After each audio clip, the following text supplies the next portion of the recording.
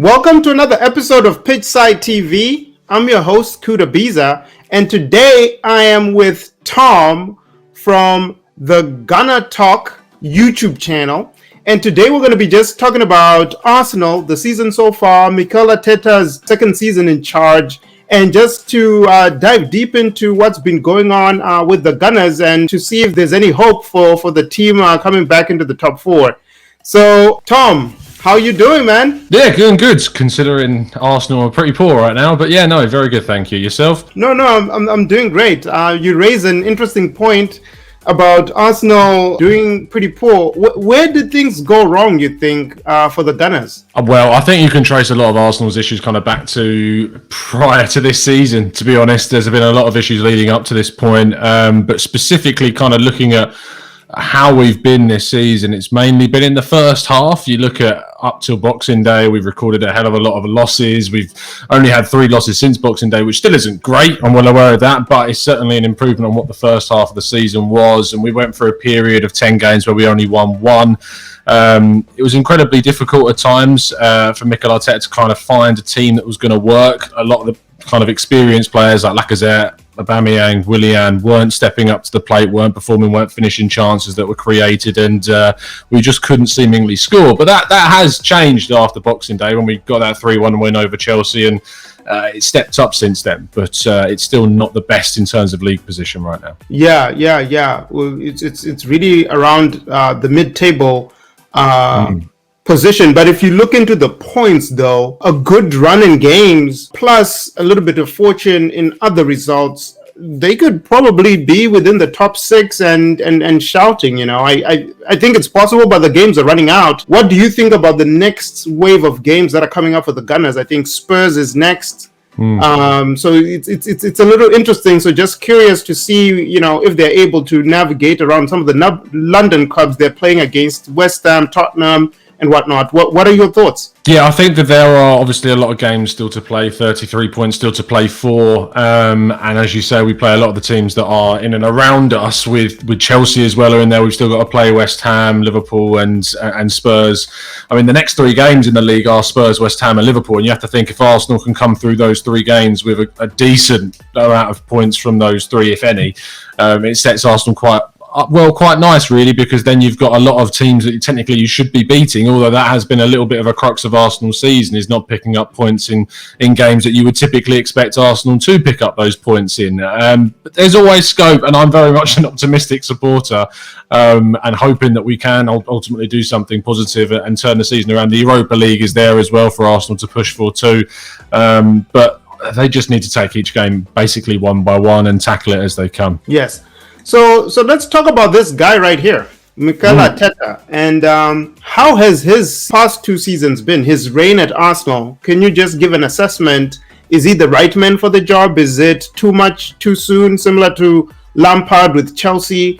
What's your assessment of Mikel so far? I think that whilst he's been kind of at our club as long as obviously Lampard was really at Chelsea and during a similar time period, the difference is that Arteta's not had necessarily the tools at his disposal quite like Frank Lampard did. So it was much easier to make an assessment of Frank Lampard effectively not getting the best from what was available to him. Whereas I think that Arteta's had to take on a much trickier kind of situation at Arsenal with plenty of players, yes, that are full of quality, but have not been playing for him and not playing particularly well. And what he's done differently since coming in is actually identified players to bring into the team, which has been different than the past, say, 10 seasons, because Arsenal desperately needed someone to come in and identify the fact their spine needs work and bring in quality players. We've seen Arsenal bring in midfielders and defenders under Wenger and under Emery, but we brought in the likes of Mustafi and Xhaka and Socrates and Guendouzi and Torreira, and whilst I thought Torreira, to speak about him, was a decent signing, Emery used him incorrectly in the end, whereas Arteta's gone out and brought in Gabriel, a really solid centre-back, and he's also brought in Thomas Partey, who was a world-class centre midfielder that unfortunately just hasn't really been available for us this season because of injury. And had he have been available, I certainly think we'd be in a much better position than we are currently. So I'm happy with, I wouldn't say I'm necessarily happy where we are in the league right now, but I'd look at the situation that Arteta's got, and I think that there is more evidence needed before kind of a final conclusion on whether he's the right man to go forward is basically needed. I will sit here in a year's time and say that I think it's a better time to then look at whether he's the right man or not. But right now, I don't think there's enough evidence to suggest otherwise. Yes. That's quite interesting. It's the good thing about Arsenal, though. I guess is that you're a little bit more patient than the guys in Southwest London, right? They don't wait too long to pull the trigger. You could even see with Arsene Wenger, right?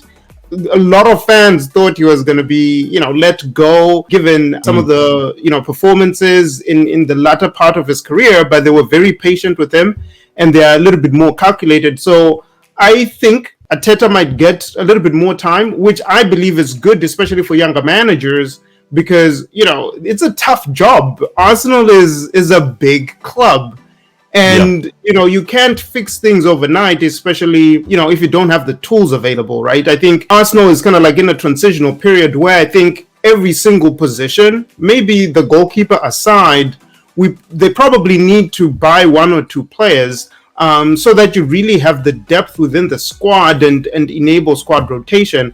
I've been pleasantly pleased, though, with some of the talent that has come out of Arsenal, with the likes of Saka, right? He's actually now playing in the England national team. And I'm curious to hear your assessment about this young lad right here. He's an unbelievably good talent that really came out of, not necessarily came out of nowhere, but he wasn't necessarily even on my real radar playing in the youth team. There was a lot more focus on other players like Reece Nelson and Emile Smith-Rowe, who of course has also come through this season as well. Then there wasn't Bukayo Saka. We also signed Martinelli from Brazil, and he was looking like he was going to be another really good talent for us. But Saka has just come in. He's had to play out of position because he played a lot of his kind of early career in the first team at left back and left wing back, and then gradually moved forward because of really strong performances in the Europa League. And now he's undroppable. He's arguably our most important player on the team sheet, along with the likes of Kieran Tierney. So he's unbelievably good for a 19-year-old. You can see why he's up with the Golden Boy nominations and up in the top 10 kind of young talents in the world right now, because he is just that good and he's consistent and he barely has a poor game. So as long as he's in the team, there's hope that Arsenal can progress. And we're signing up to a new contract last year, so there's no kind of fear that all of a sudden someone's going to come along and take him from us. He did so good that we actually added him to our new collection. So this is our signables product. And when we were finalizing the collection, we were talking with Arsenal, and the guys at Arsenal are like, "You probably want to add Bukayo Saka," and we added him into our collection. And we even added one player you mentioned too, the Scottish lad, who we believe he has a tremendous career lined up for him. But we also have tremendous players like Aubameyang. You want to chat a little bit more about your captain? He is a interesting player this season specifically, because obviously we signed him up to a new contract. And that contract was to run for an extra 2 years on top of what he already was going to be doing, which would have been his last season had he had not signed that new deal.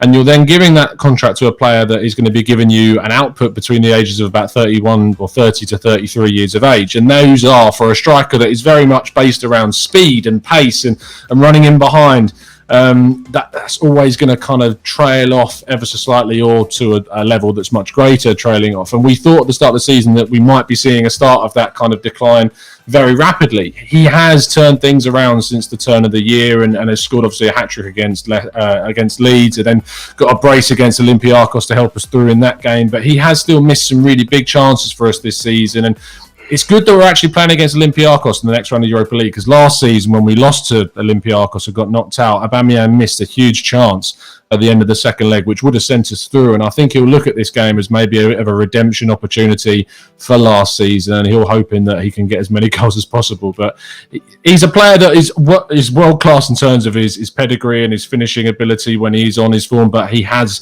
I think, we've begun to see maybe the start of the downturn in his output. Yeah, I do think though that he was probably the difference maker in the FA Cup. Last season when you played against Chelsea. I mean, if it wasn't for him, I'm not quite sure how the game would have ended, but I think he was really, truly the difference maker, and it was great to have the Arsenal team have some trophy silverware at the end of last season. And I was at the Emirates Stadium, right, a couple of months ago before COVID, and I walked by this wall right here, the celebration corner. Do you think Aubameyang has done enough to be part of this group? It's a good question, because when he signed that new contract, one of the things he spoke about was the fact that he wanted to become a club legend, is what he said. He wanted to be remembered with the likes of Thierry Henry, Ian Wright. Obviously, Aaron Ramsey's on that wall, which some people would argue that Aaron Ramsey isn't a legend. I prefer to think of him as one. He won us 2 FA Cup finals with goals. He ended the 9-year trophy drought for Arsenal, and he gave a lot to the club during his time here as well. And I have a lot of time for Aaron Ramsey. And he would probably be the benchmark of a player that I think is, where would you go when you measure those two up? Do you think Aubameyang's given as much to Arsenal as what Aaron Ramsey did? And you have to say, with the goals in the FA Cup last time around and the goals that he has given us, and he rivaled obviously Thierry Henry's start to life at Arsenal. He got to 50 goals faster than Thierry Henry got to 50 goals at Arsenal. So his goal record is exceptionally good. I just feel at this moment in time, I would struggle to call him a club legend right now, because there is still time left in his career, and I would like to make more of an assessment at the end of it rather than right now. And with the position that the club are in, they need players like Aubameyang to step up. If he was to go on an unbelievable run at the end of this season and helped us towards winning the Europa League, that would be massive. And that could go towards really convincing people that, yeah, this guy deserves to be remembered as maybe a club legend. But it needs to be consistent. And that's one of the issues that maybe he has had during his time at Arsenal is consistency. So would you consider winning the Europa League something that would then enable Arsenal fans to consider this a good season? I think it has to. Obviously, Arsenal's ultimate goal is to get back into the Champions League. And so by winning the Europa League, that is what you get. You get qualification for the Champions League. So if that's the target at the start of the season, and that's what you come out with at the end, of course, I think fans would have to turn around and say that, yes, we've gone out on what we've done to achieve. I don't think they would look at, obviously, the league and how the league has gone if we're still anywhere near 10th at the end of the season as saying it's been a good league season. Of course not. But if we were to come out with the Europa League title, our first European trophy in more than 2 decades, it would be an incredibly big achievement for Arsenal, and I think one that would not be forgotten very quickly, and one that would transform arguably our fortunes going ahead over the next couple of seasons or more. Right. So what about this bromance? Has it lost its swag? Do you still think they can create some of these wonderful moments? Talk to me about Lacazette and Aubameyang. Yeah, it's a really odd thing to think about, really, because they're two players that play in the same position, because they are strikers. I know Aubameyang, when he typically plays with Lacazette, is forced out to the left, but he is a striker. That is what Aubameyang is. And he was signed 6 months after we signed Lacazette, because we obviously lost Alexis Sanchez, who went off to Manchester United, and we signed Aubameyang to try and to fill in that gap and that void that Alexis had left. Has he done that? That's another good debate to talk about, I suppose. But with these two, they're very hard to play together. And I don't actually think in Arteta's system it works playing them together. I know that we won, obviously, the FA Cup with them both playing on the same pitch, but that was when we played with a different system of a 3-4-3. We've now moved away from that to go to a back four and a 4-2-3-1 system, or a 4-3-3 system, however you want to look at it. And Aubameyang on the left just doesn't really give you the same amount of output as what he does playing in a more of a central area. And that means that Lacazette can't play. Lacazette also has 1 year left on his deal after this season and would be someone that I would look and go, I think Arsenal probably need to try and cash in on Lacazette at this moment. So I'd apologise to the Gabonese forward, but I think we're going to have to break up the bromance, as you put it. All right. And one signing that I think, from talking to a few Arsenal supporters, has a lot of mixed feelings is this guy right here, Willian. I know, he did have an assist galore in the Leicester game, but what are your sentiments about his signing? Do you think that he left his best performances at Stamford Bridge? Do you feel like he can replicate some of those performances, at the Emirates? Curious to get your thoughts on Willian. He is, he's not even I was going to say polarizing, but I don't think he is a polarizing character. I think he's a very disliked player at the club amongst the fan base. I think there is a lot of animosity from a lot of fans towards him because I think he's come to the club, he's on a lot of money, and his performances have been very, very poor on the whole. He's given us a couple of good displays, as you mentioned, the Leicester game, the Fulham game at the start of the season on the opening day where he got 2 assists. If you play fantasy football, he got 3 assists. I know they're slightly different. But then obviously you've got the fact that between those games, other than Benfica's second leg when he came on and got another assist, he's been very poor. And he's someone that people describe as their heads literally drop when they see him either coming off the bench or in the starting lineup.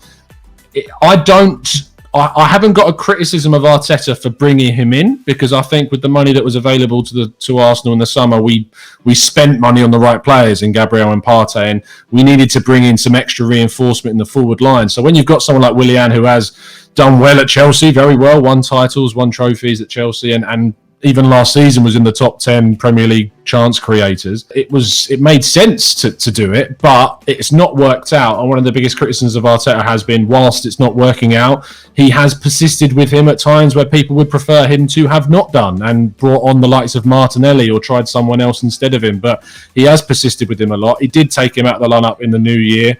But he has gradually earned his place back in the team, and he's earned it through some decent displays over the last couple of games. So I haven't got an issue at the moment, and we'll kind of have another assessment about him at the end of the season, I suppose. Yeah, and from my perspective, I actually was like, this is Chelsea's loss, right? Because you have Willian, a player who had been in the Premiership 7-8 seasons or something like that. Really good, consistent player. I actually thought he was going to actually deliver quite a lot for Arsenal. So personally, I've been disappointed with the output that he's brought to the Gunners, because I thought he was going to hit the ground running, right? Yeah. Because whenever you bring in new players, especially from different leagues, look at what's happening with Timo Werner, Kai Havertz at Chelsea.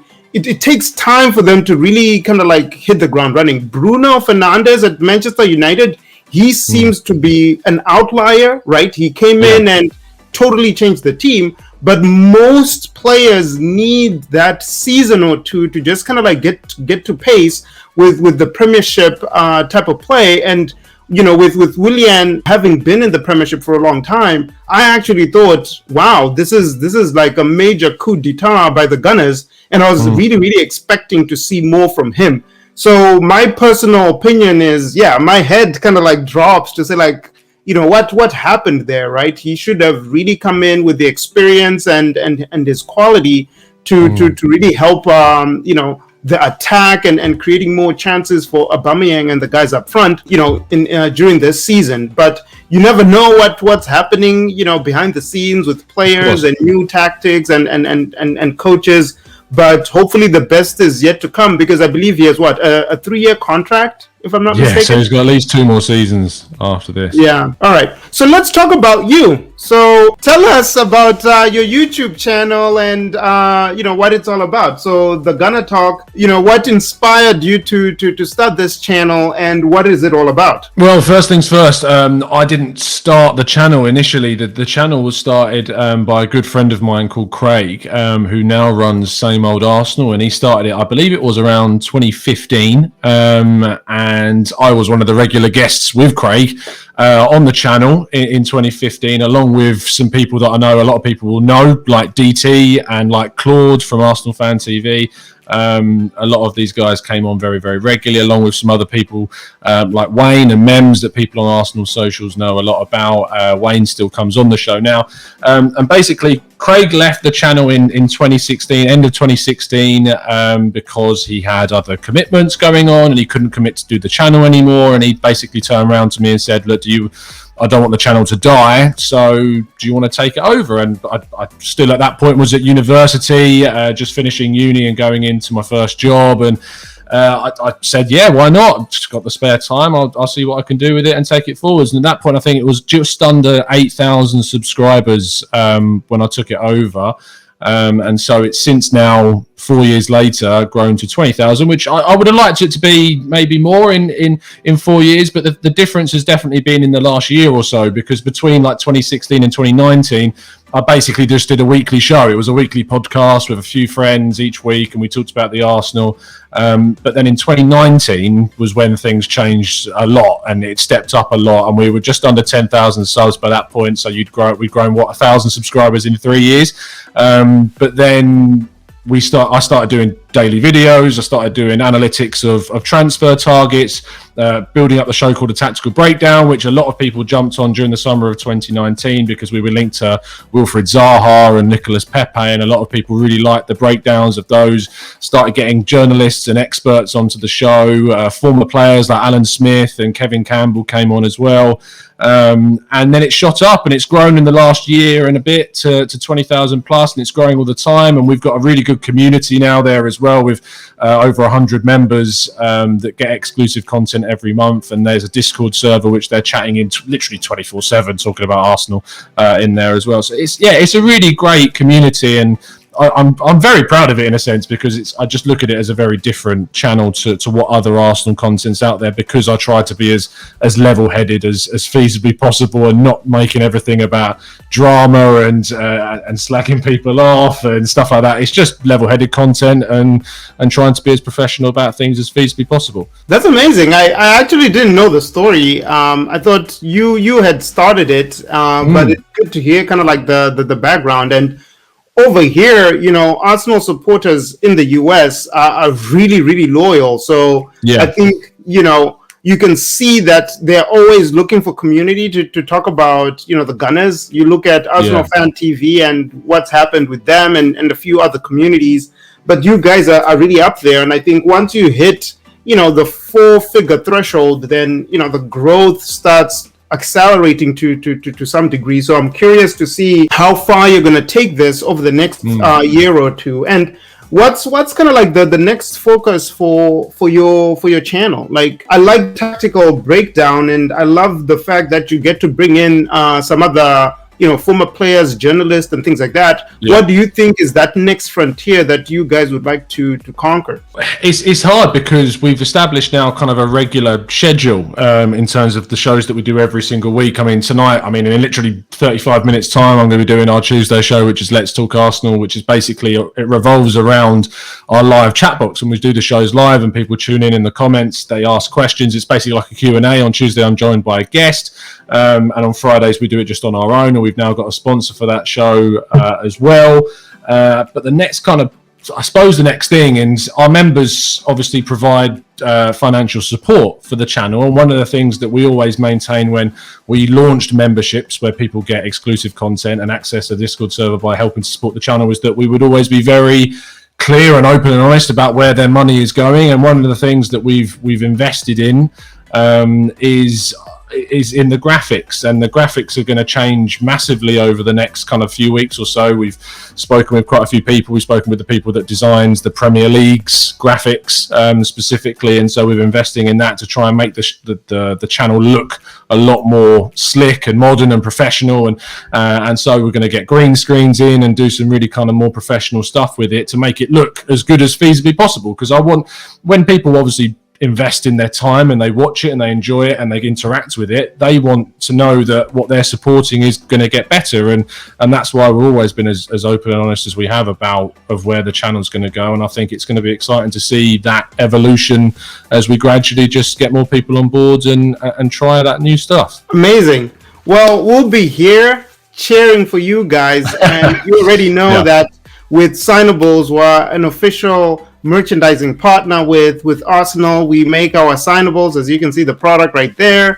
And we sell it here in the US. We also sell it in Arsenal retail channels, so in their Emirates store as well as on their website. So we really love supporting you guys and seeing your communities grow.